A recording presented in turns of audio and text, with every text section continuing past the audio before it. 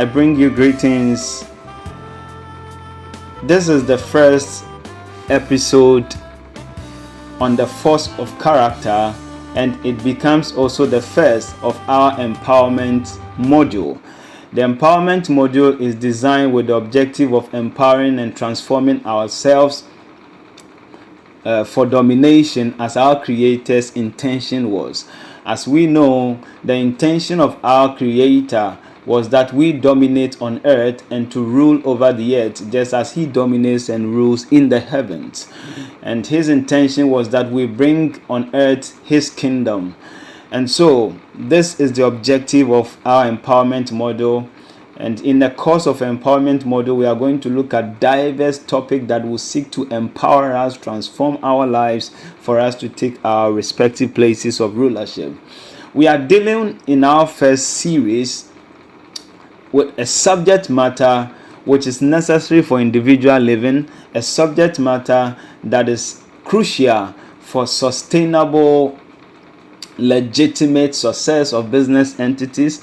We are dealing with a subject matter without which many nations have fallen apart, without which many nations are still falling apart, without which many nations will still fall apart. And this also applies to individuals and corporate ventures alike.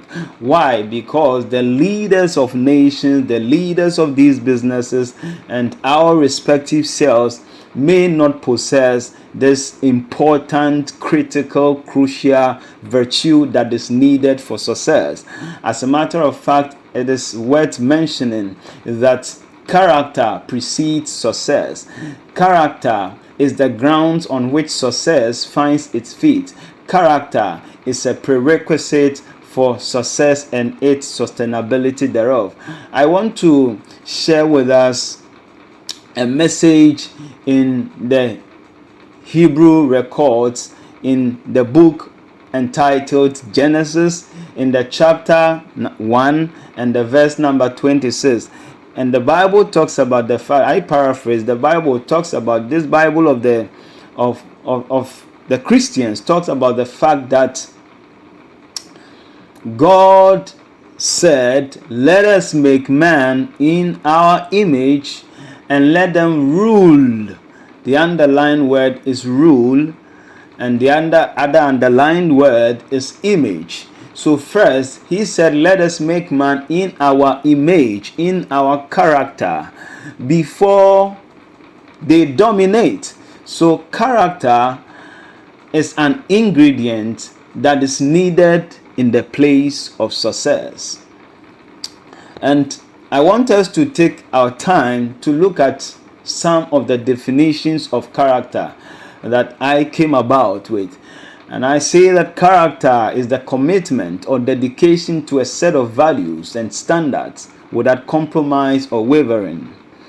Character could also pertain to constant effort to integrate your words, deeds, and actions into a complete whole, which means that when one is of character, when one possesses the virtue character, the person does not say one thing here and does the other at the next end. The person does not profess one thing and works the other side.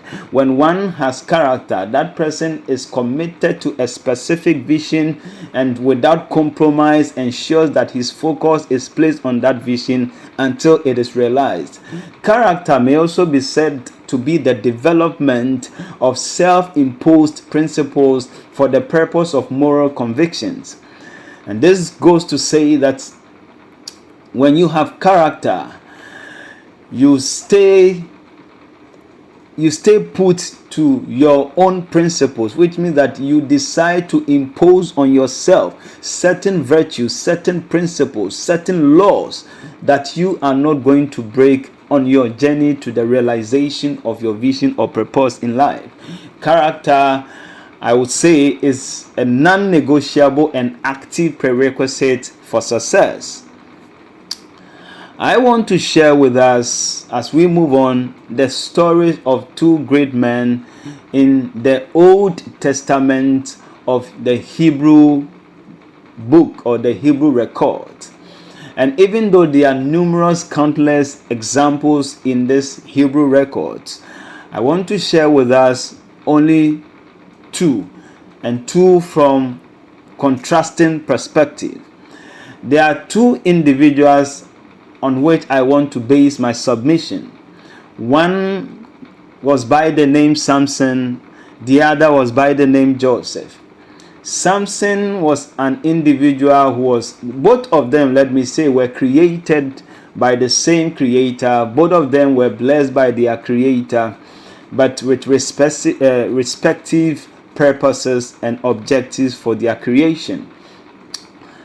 Samson, on the basis of his purpose for creation, was endowed with so much physical strength and had a stature that today's, in our generation, young men and women are actually fighting for.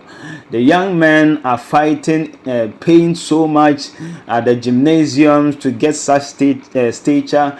The young men are putting themselves on diets to get such stature. The young men are making sure that they're taking a lot of tablets and other medicines to be able to get the stature and what people call six packs and others. Joseph, on the other hand, was a young man who was not endowed with this physical stature of Samson, but grew so much with strength in character. So we can see from the story that both of them were strong, but one had his strength in character, the other had his strength in physical stature. And at the end of the day, what brought both of them down was almost the same test. Samson saw himself crumbling at the knees of failure because he went into a Philistine woman. Joseph, on the other hand, was catapulted to the top because he fled from a woman. And as Dr. Miles Monroe would say, there are three things that test the character of people. Number one is power, number two is money, and number three is sex. And I would also add number four to be influence. Actually, these three gives influence. Joseph ran from his master's wife. He was imprisoned because, the story was fabricated against him by his master's wife. He landed in the prisons, but because of discipline, he said, "How will I do this thing and sin against my God?" This man had moral convictions that he resolved to hold on to without wavering. Samson, on the other hand, saw a Philistine lady and was caught by the beauty, and he went into her and had his strength, had himself deprived of his strength. This was a man who could stand at the gates of a whole city and pull them tumbling down. But his end was not glorious. His end was not beautiful.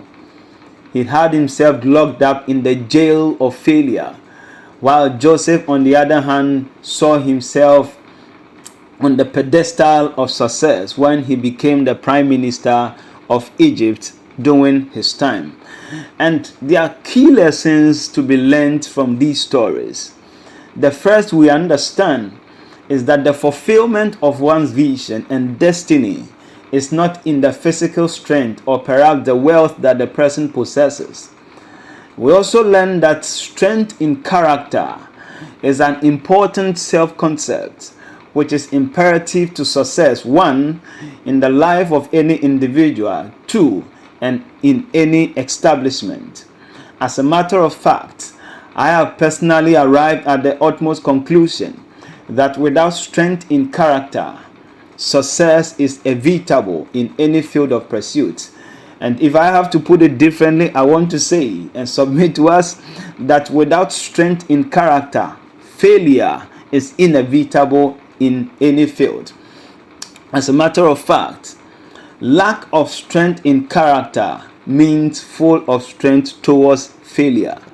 Lack of strength in character means full of strength towards failure. And we have to know that character comes in various perspectives. And in the next 4 or 5 weeks, we are going to spend our time studying about the perspective of character, so that we can come to a complete whole of this virtue character, to empower ourselves in our quest to achieve success on individual levels, at business levels, and on national levels. So we are going to spend time to look into self-discipline in our next episode, or in our next module. We are going to look at self-discipline. This is one of the most important perspectives of character that you can never ever afford to miss. So meet us next week, the same day, as we come your way with the first perspective of character in our module, self-discipline.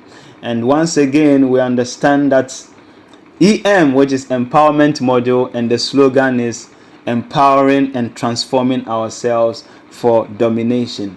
My name is Derek Ankwana Kujo. I am the founder and the president of the Grace Outreach Global Foundation, with a specific objective of supporting the needy and empowering the world. So we seek to empower our world through these empowerment models.